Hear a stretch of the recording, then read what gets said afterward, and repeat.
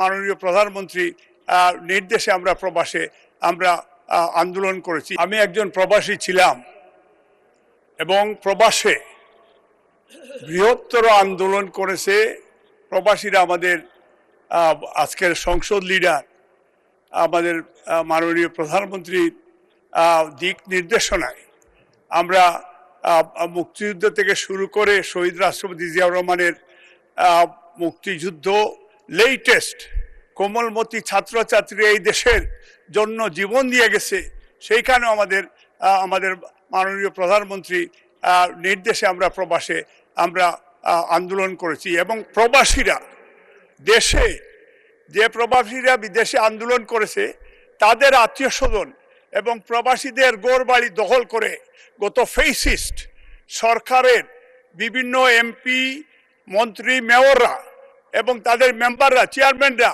দখল করে রেখেছে। মাননীয় প্রধানমন্ত্রী এবং আপনার মাধ্যমে স্বরাষ্ট্রমন্ত্রীর কাছে আমাদের আকুল আবেদন, কারণ স্বরাষ্ট্রমন্ত্রী একজন প্রবাসী বান্ধব। আমরা চাই যে তাদের বিষয়টা, তাদের ঘরবাড়ি কিভাবে ফিরে পায়।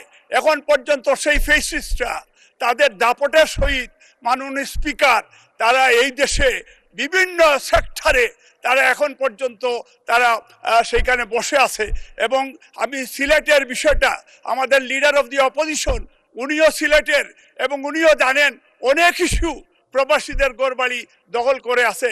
আমি সিলেট সহ সারা বাংলাদেশের প্রবাসীদের এই ঘরবাড়ি এবং তাদের ব্যবসা বাণিজ্য দখল ফেরতের জন্য মাননীয় প্রধানমন্ত্রী এবং মাননীয় হোম মিনিস্টারের কাছে আমার